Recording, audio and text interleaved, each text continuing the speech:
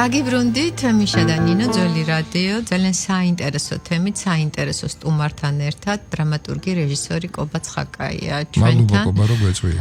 და რაც შეეხება თემას ბატონ კობა კიდევ მოგესალმებით მადლობა რომ გვეწვიეთ ძალიან ბევრ საინტერესო თემაზე ვისაუბრებთ და ვფიქრობ დავიწყოთ აპათიით.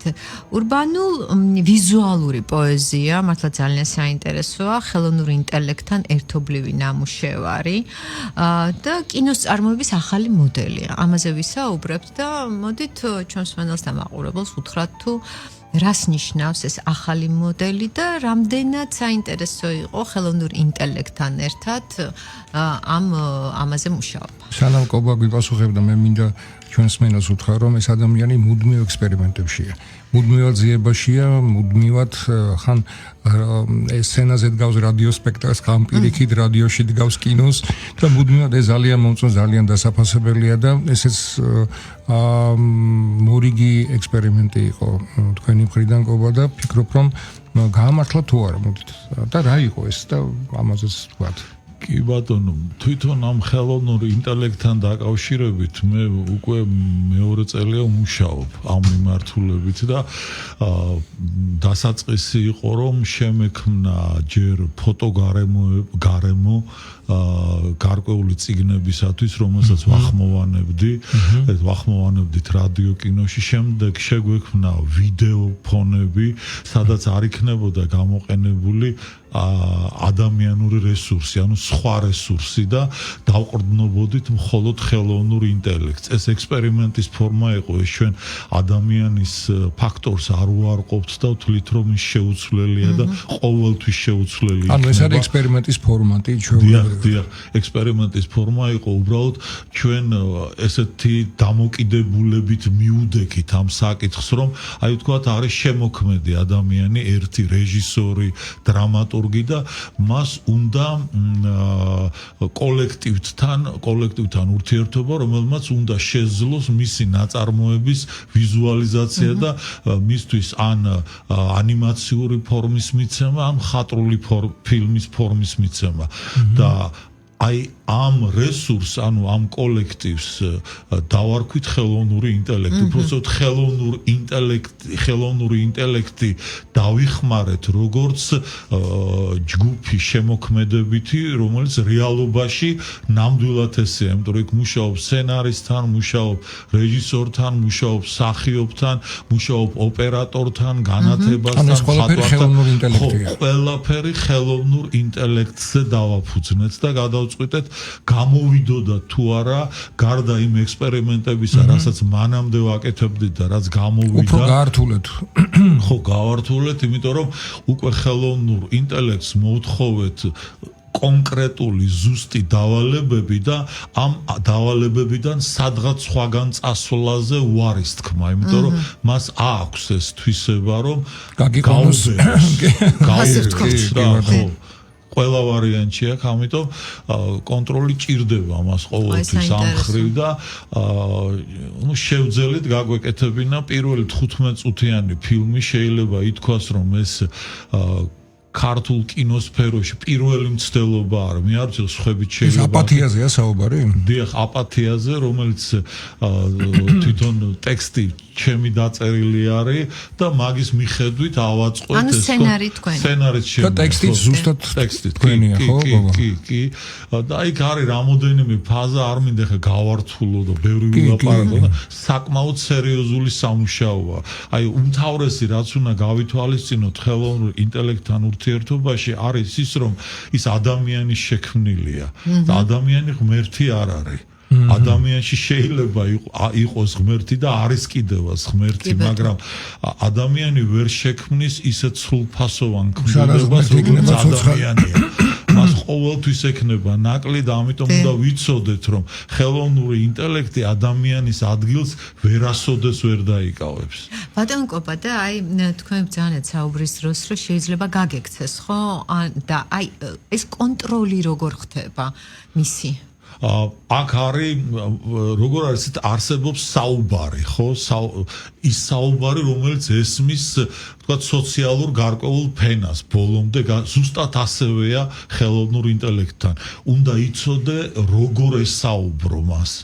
ანუ საუბარი ამ შემთხვევაში არის რა ბრძანებები მიცე და რა კატეგორიაში აიყვანო. იწყებ იმითი, რომ შენ ხარ ეს და ეს და უნდა გამიკეთო ეს. და აი ეს რა არის? ხო, ამას უკვე უკონკრეტებ. იქ არის მოძრაობა, იქ არის მოძრაობის ტემპი, იქ არის მიმიკა, მიმიკის გამოხატულობის კოეფიციენტი, იქ არის განათება, სინათლე, როდის უნდა იყოს, ანუ აბსოლუტურად ყველაფერს ეუბნები შენ, მაგრამ როდესაც მუშაობ პროფესიონალ ოპერატორთან, იქ ამდენი ლაპარაკი არ გჭირდება. აი ზუსტად ეს კითხვა მინდა დავსვა, რომ არ ყოფილიყო ეს ექსპერიმენტი დაუშვათ და ჯგუფს ემუშავა. რა განსხვავება იქნებოდა, რით გაგიადვილათ, თუ დაუშვათ შეიძლება რაღაცა გაგირთულათ. ანუ რატომ ხელოვნურ ინტელექტთან ერთობლივი და რატომ არა შემოქმედებითი ჯგუფი? რა განსხვავება? კი, ექსპერიმენტი, მაგრამ რა დაგანახათ უბრალოდ კითხვა ასე მინდა დავსვა ამ ექსპერიმენტმა. კი ბატონო. პირველ რიგში დავიწყოთ იმით, რომ აქ არის მატერიალური ინტერესი. იმიტომ რომ ხელოვნურ ინტელექტთან, როდესაც მუშაობ, მას ის ასრულებს შემოქმედებითი ჯგუფის ფუნქციას, რომელშიც შეიძლება შედიოდეს 3 კაცი, 5, 10, 15, ხო, და ამას შესაბამისი საფასურია გადასახდელი. ამ შემთხვევაში აქ ეს მცირდება, მაგრამ იზრდება იმისი, ვინც ეს შეამცირა, ანუ შენი კონტროლისა და პასუხისმგებლობის ფუნქცია და პოზიცია და ეს საკმაოდ დიდი შრომატევადი რამ არის. და ამას ძალიან სერიოზული ნებისყოფაც უნდა, რომ გაუძლო და ბოლო-ბოლო არ თქვა, ნუ გააკეთე რაც გინდა, შეუბერე რაც გინდა. არ შეიძლება. მით უმეტეს, როდესაც აკეთებ ერთ იდეაზე და ერთ ისტორიაზე აწყობილ შემოქმედებით პროდუქტს, იქ ვერ მიცემ საშუალებას, რომ გაიქეცი. აი ეხლა რომ აკეთებენ რაღაცებს, ხო, რომ დააკვირდეთ, იქ ადვილად დაინახავთ ცდომილებას საწყისი კადრიდან ბოლო კადრამდე.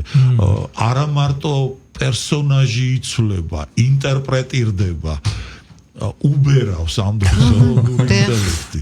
აი ამის კონტროლი არ ანუ როგორც მივხვდი, გასაქანი არ უნდა მისცე, უნდა მოაქციო იმ ჩარჩოებში, რა ჩარჩოებშიც გინდათ რომ იყოს. ხო, გასაქანი არა აქვს იმას, აი რო გითხრათ, იმიტომ რომ გასაქანი არის სისულელემდე მისვლა.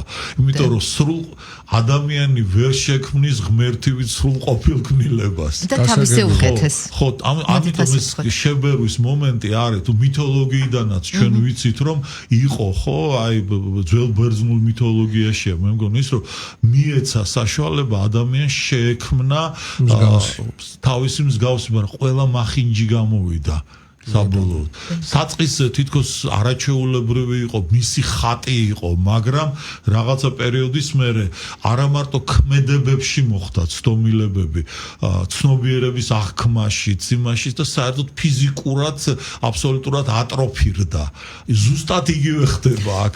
ამას ჭირდება კონტროლი. იცით საინტერესოა, აი ექსპერიმენტმა ჯერ გაამართლა თუ არა თქვენი მოსაზრება და მე მაინტერესებს ხელოვნური ინტელექტი, რა თქმა უნდა, ადამიანის შექმნილია. სად გადის ზღვარი იმისა, რომ ადამიანი არ ჩაანაცვლოს და მთლიანად არ ჩაყვლაპოს? არა, რეალურად არსებობს, არ არსებობს ის, რომ მან ადამიანი ჩაანაცვლოს, თუნდაც აი იმის გამო, რაც მე გითხარით. ყველაზე მარტივი, რო ვთქვათ, ხელოვნურ ინტელექტს არ შეუძლია მეტაფორა.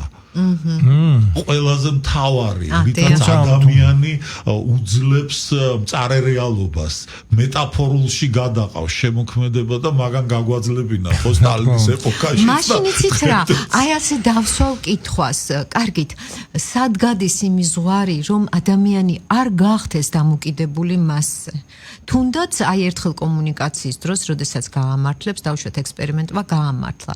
დამოკიდებულებას იწვევს თუ არა და როგორ უნდა მოვახერხოთ, რომ აი შუალედი დავითქვათ. შემოქმედებითი პოტენციალის ატროფირება ხო არ ხდება ნინომ სწორედ თქვა აი ამ შემთხვევაში? როგორ არის იცით ვერ დაიკავებს ადგილს კიდე გეუბნებით. აუცილებლად სისულელემდე აბსურდამდე მივა სიტუაცია აუცილებლად მივა ჭკვიანი კაცი ამას დროზე მოჭრის და გამოიყენებს ის რაც მან ჩადო ხელოვნურ ინტელექტში იმისათვის რომ თავის შემოქმედებად აქციოს ეს მე ვერ ვიტყვი იმას რომ ეს ვთქვათ 40%-ით დაიკავებს შემოქმედებით პოტენციალს თუ 60%-ით ვერ ვიტყვი შეიძლება 60-ით დაიკავოს და ეს არ იყოს ცუდი, იმიტომ რომ ამ შემთხვევაში არა მარტო მე მეძლევა საშუალება ვიყო ჩემი პროდუქტის საბოლოო მკეთებელი და ბოლომდე მიყვანი, არამედ ყოველ იმას ვინც ჩავანაცვლე ხელოვნური ინტელექტით. ანუ ყველას ეძლევა შემოქმედებითი პროდუქციის შექმნის საშუალება. აქ არ არის პროფესიაზე ლაპარაკი. პროფესია ამ შემთხვევაში არის ფორმა, რომელიც ხვის შემოქმედებას, ხო, აქცევს შენი შემოქმედების ნაწილად. მაგრამ ამ შემთხვევაში შენ შეგიძლია იყო ისიც და ისიც. ამის ხელიდან გაშვება არ შეიძლება. არ შეიძლება და მაგრამ არც ილუზიებში უნდა ვიყოთ. უნდა ვიცოდეთ რომ ხელოვნური ინტელექტი არის ხელოვნური ინტელექტი. საოცარი სტატია გქონდათ გობა თქვენ რომელიც მე სიამოვნებით წავიკითხე და წეგანაც აღნიშნეთ მე და ნინომ რომ გამოცდილება შეიძინეთ. თუნდაც ამდენი ექსპერიმენტი და უკვე შეგიძლიათ რაღაცა მინიშნება მისცეთ, რაღაცა მიმართულება მისცეთ იმ ადამიანებს, ვინც ეხლა კონკრეტულად მასთან ურთიერთობს. თავისუფლად და ყველას დაუდგები გვერდით ამ ხრივ, იმიტომ რომ ეს არ ნიშნავს, რომ რომელიმე პროფესიას მოსპობს, ეს არ მოსპობს. ადამიანს შემოქმედ ადამიანს ეს ვერ ჩაანაცვლებს. შეიძლება ის ექსპერტადაც კი გამოიყენო, როდესაც მუშაობ ამ პროდუქციას და აი ეხლა ჩვენი ბოლო, რასაც ვაკეთებთ, ეს არის აი თამაზ ორაშვილთან ერთად გვინდა სრულმეტრაჟიანი ფილმის გაკეთება.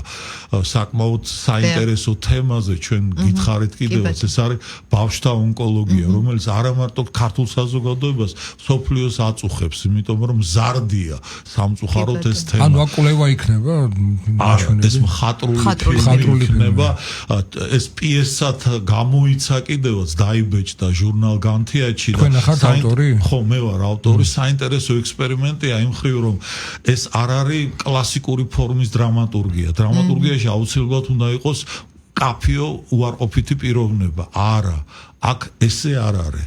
ეს ცოტა სხვა ფორმაა დრამატურგიის. და უარყოფითი პიროვნება დაავადება თავად ალბათ ხო? ხო, ანუ ატმოსფეროა აქ. უარყოფითი პიროვნება და ამ ატმოსფეროში ცხოვრობენ ბავშვები და იმარჯვებენ.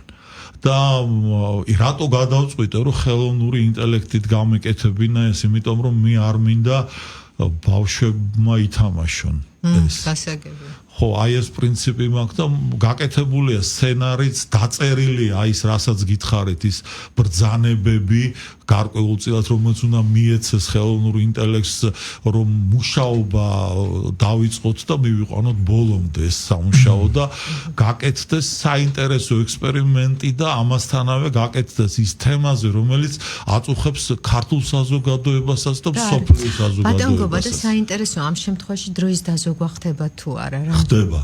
კი, იმიტომ რომ მხატვრული ფილმის გადაღებას უნდა ხანდახან წლები. ხო, აქ ხდება ამის დაზოგვაც და ესეც ფაქტიურად ჩვენს მზა პროექტში ესეც ჩაწერილია. ბიუჯეტი იზოგება, დრო იზოგება, ბიუჯეტი არ იზრდება, არ არის იზოგება, დროც იზოგება და იზრდება პასუხისმგებლობა უსაზღროდ.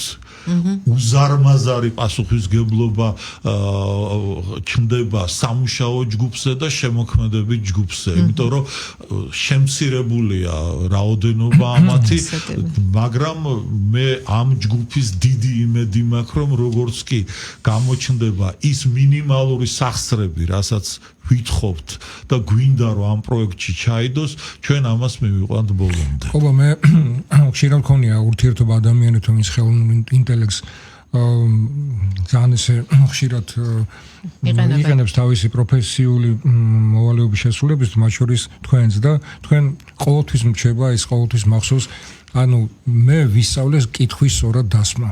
ანუ ეს ნამდვილად ახლა მეც მქონდა რაღაც ეს მომენტები და რამდენად თუნდაც ამისთვის ღირს მასთან ურთიერთობა, იმიტომ რომ შენ გიყალიბდება უკვე კონკრეტული ამოცანის დასმის უნარი. ესაც აუცილებლად რა გინდა კონკრეტულად ხო და თუ არ ხდება ეს სიტყვები ხდება ქმედითი წყალს აცილებს ზედმეტი წყალი ერთი სიტყვა ზედმეტი თუ გაჩნდა იქ გაუბერავს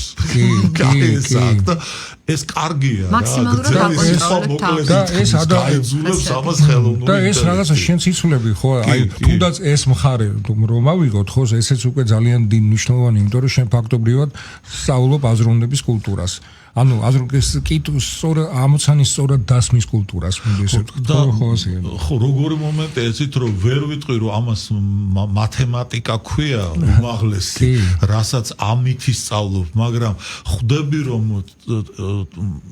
ციფრები არ არის აქ ჩემ იმიტომ რომ მე არა ვარ მათემატიკოსი მაგრამ ხვდები სიტყვები როგორ უნდა იყოს მათემატიკურად დალაგებული ანუ ხვდები რომ ყველაფერი მათემატიკაა ფაქტიურად რა მაინც და ეს ალაგებს აზრებს ალაგებს ფიქრებს და ვარცხნის გონებას ხო ცნობილია მათემატიკა ვარცხნის გონებას და ეს კარგია იმიტომ რომ დავარცხნილი გონებით რეალობას უფრო კარგად ხედავ და კარგად ბატონო აი თქვენი საუბრიდან გამომდინარე ნუ დასკვნა ის არის რომ იმ შემთხვევაში თუ ზომიერად თან ვიკონტაქტებთ ხელოვნური ინტელექტთან დაბალანსებულად ის არანაირ საშიშროებას არ წარმოადგენს იმიტომ რომ არის კატეგორია რომელიც აბსოლუტურად ემიჯნება არის კატეგორია რომელიც შეიძლება არ ვიცი რაღაც გარკვეულწილად დამოკიდებულიც ხდება ანუ მე ვიცი ადამიანები რომლებიც ხელოვნურ ინტელექტთან ერთად ასე ვთქვათ იღვიძებენ ნებისმიერ თუნდაც საყოფაცხოვრებო საკითხებზე მსჯელობენ ხო ნუ ეს მე ვფიქრობ რომ ნარკოტიკივით არის მართალია იმიტომ რომ თუ ბალანს დავიცავთ ანუ ამის საშუალება არ არსებობს მაინტერესებს თქვენი აზრი ამისთვის მე უნდა დაგირეკოთ შეგხვდეთ აი ამ რომ ეზარებათ ამის გაკეთება არა და ადამიანისგან მიღებული ინფორმაცია ეს მარტო ინფორმაცია არ არის იქ ღებულობ მის ენერგეტიკასაც და ეს ენერგეტიკული გაცვლა აუცილებლად ის ვერ გაგიკეთებს მაგას და აი ეს უნდა ვიცოდეთ ეს ურთიერთობის და შემოქმედებითი როგორ თქვა აი შემოქმედებითი ურთიერთობის ატროფირება ხდება ერთგვარად აი როდესაც ძალიან მიჯაჭვული ხარ ფაქტობრივად აი მე რაში მჭირდება მიშა კობა ნინო როდესაც მე შემიძლია ესე ჭკვიან ადამიანს დავეკითხო და ის მეტყვის დაუშვათ თუმცა მიშას კობას ნინოს ხელოვნური ინტელექტი ვერ ჩაგინებს საშიშროება არის მისი რომ ბოლომდე იყო მიჯაჭვული შეიძლება კი არის ყოველთვის არის არა მარტო ხელოვნური ჩაკუჩისაც შეიძლება დამოკიდებული შეიძლება ბევრ რამეზე და ვინმეზე გახდეს მაგრამ საქმე რაშია ეცით თუნდაც აკეთებ ამას ხო ხელოვნური ინტელექტით მუშაობ და შენ აკონტროლებ ყველაფერს რისთვის აკეთებ ხო აკეთებ იმისთვის სხვებს ანახო თუ არ ანახე ვერ რატო ანახებ იმიტომ რომ უთხრა რომ აი ხო კაი გამოვიდა ანუ მათ აკონტროლებინებ მაინც ანუ ამას ვერ გაექცევი როცა შემოქმე კი რაღაცა შეიძლება ატროფირდეს მაგრამ სხვის თვალს ვერ რისთვის აკეთებ მაშინ ხო ანუ როგორც ნინო თქვა რაღაცა ერთგვარი მცირედი კონტროლი მაინც და აი მთავარი მიზანი რისთვის აკეთებ ზუსტად აკეთებ იმისთვის რომ შენი შემოქმედება შენი მეობა რაც გიფიქრია, რაც გიაზროვნია, რაც დაგინახავს, შეგიფასებია, გაგიკონტროლებია და გადაგიწყვეტე, რომ შეიძლება ეს არის სწორი გზა ამის გადაწყვეტის, ეს გააცნო ხალხს, ხო? შემოქმედება სხვა რა არის? არ არსებობს შემოქმედება მარტო თავისთვის. და ხელოვნური ინტელექტი ამასობაში ამ პროცესში არის დამხმარე ძალა, რომელიც საშინოდ უნდა გამოიყენო. აუცილებლად. ჩვენ უბრალოდ არ შეგვიძლია ხა დიონისის ფესტივალზე არ კითხოთ, იმიტომ რომ დასრულდა ჩვენ კი იყავი ჩვენთან სტუმრად ხოდესაც პრო დიოგენე ფესტივალი. და ისე აი მაინტერესებს აი ყოველ ფესტივალის დასაწყისში სულ სხვანაირად მიმდინარეობს ახალი თემები, ახალი მიმართულებები ჩდება ხოლმე და აი ახლა მაინტერესებს მაყოფილი ხარ თუ არა. ძალიან მაყოფილი ვარ იმ შედეგებით, რაც მივიღეთ და პირველ რიგში ეს ეხება ფესტივალის შიდა სტრუქტურას, იმიტომ რომ ახალგაზრდები შემოვიდნენ და გადავწყვიტეთ, რომ მომავალი წელი იყოს მათი, ანუ მათ გაუძღნენ ამ ფესტივალს, მათ გააკონტროლონ, უბრალოდ ჩვენ რაღაცაში დავეხმაროთ და ამაში ძალიან მეხმარება მე მანალეკ ბორაშვილი, რომელიც კინოკრიტიკოსი არის, იყო თქვენთანაც რამოდენიმეჯერ სტუდიაში და თეატრალური სტუდენტები და არ შემიძლია რო არ დავასახელო ისინი და ვიტყვი რომ ესენი არიან 4 გოგონა, მაგრამ არაჩვეულებრივი, აი ძალიან ფართო დიაპაზონის ადამიანები არიან. ეს არის ლიზა ჯამღაიძე, ლიზი მეტრეველი, თათა ზანდუკელი და მარიამ ხუციშვილი. მივესალმებით მათ და წარმატებებს უსურვებთ. დიდი მადლობა. ხო და აი მათი დახმარებით ხდება ისიც რომ აი ახლა ჩვენთან კი დაიხურა, მაგრამ აი ისრაელში, იერუსალიმში ჩატარდება იანვრის ბოლოს. აი ესე გადაწყვიტეს მათ და ჩვენ დავეთანხმეთ რომ იყოს ესე და გადაწყვეტილია ეს ამბავი, იმედია დასრულდება სწორადაც გამოვა რომ ჩვენგან წავლენ ეს ახალგაზრდა დელეგაცია იქნება იქ მათთან ერთად გააშუქებს ამ ფესტივალს და წარმოაჩენს რაღაც ახალ წახნაგებს ჩვენი ფესტივალის და მინდა გითხრათ რომ ის რაც ახლა იერუსალიმში ტარდება ეს არის გარკვეული მიმართულება, ძირითადი მიმართულება აღებულია მათ აქვს ექსპერიმენტული კინოსი. იმიტომ რომ თვითონ ვინც ჩვენი პარტნიორები არიან ამ მხრივ, იქ ეს არის მაქს ეპშტეინი და ნატალია რუსი, რუს უпроსორად აი ეს ისინი არიან მხატვრები და არიან ექსპერიმენტატორები. მაქს ეპშტეინი საერთოდ აქვს კინოსკოლა ამ ექსპერიმენტული კინოს მიმართულებით და მუშაობს ეს თქვა ამ ხრივ და აი ეს ძალიან მალე გარბის დრო და რა ნიშანდობლია ის უნდა აღნიშნო რომ სულ პირველი ფესტივალიდან ბოდიშნინო ეს ვარო თქვა ანუ ჯერ პატარა დოზით იყვნენ სტუდენტები შემოსულები და მთლიანად აბარებთ უკვე მთელ ამ ფესტივალის ჩატარებას, ორგანიზაციას და ჟურის ევროპასაც და მთლიანად აი ამ მიმართულების წარმოადგენს. ენერგიულები გავხდით უფრო რომ სწორედ ეგ არის, სწორედ ეგ იყო ერთ-ერთი თქვენი მიზანი, რომ ექსპერიმენტულ კინოსაც ჰქონდა დიდი მნიშვნელობა, ხო? ანუ მაგის პოპულარიზაციას და თან ერთია როდესაც კინოს ქმნი და მეორე როდესაც მართავ და შეგიძლია რაღაცნაირად გაიწაფნენ უკვე ამ ფესტივალებით ეს ბავშვები და ძალიან სასიქადოა რომ ისე ფესტივალის თემა ძალიან კარგი და ახალგაზრდების ჩართულობა წარმატებები და ქუთათელის ხო რა ხდება უკვე რა სტადიაზეა საინტერესოა დასრულებულია ფაქტიურად პროექტი ახლა მიმდინარეობს განთავსება YouTube პორტალზე ანუ რომ ერთი წიგნი მთლიანად ჩაიწერა არა ორივე ტომი მთლიანად არის გაკეთებული უბრალოდ პირველი ტომი მთლიანად განთავსდა და მეორე ტომის განთავსება მიდის ახლა და ამას ნუ რაღაც ცოტა ვაკორექტირებთ ვიზუალურ მხარეს და ვანთავსებთ და ესეც დეკემბრის ბოლომდე დასრულდება და მთლიანად იქნება ლინკსაც განვათავსებთ რომ ვისაც უნდა რომ ერთიანად მოусმინოს შეუძლია მოусმინოს მაგრამ ანუ ეს ვიზუალურადაც ხარდაჭერილია ხო ესე იმ ეპოქის სურათებით და ეს ხელოვნური ინტელექტის დახმარებითაც ვაკმევინებთ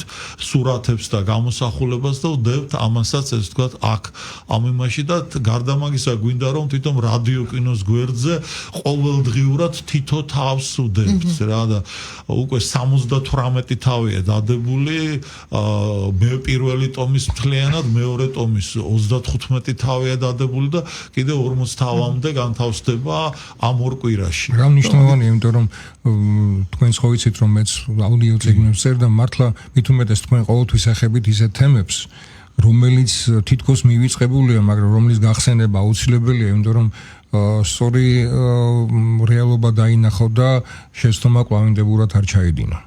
აი მინდა გითხრათ რომ სმენელებმა იქ მადლობებს მიგზავნიან და თან ამბობენ რომ როგორ ემთხვევა პარალელები იმ პერიოდის და დღევანდელობის.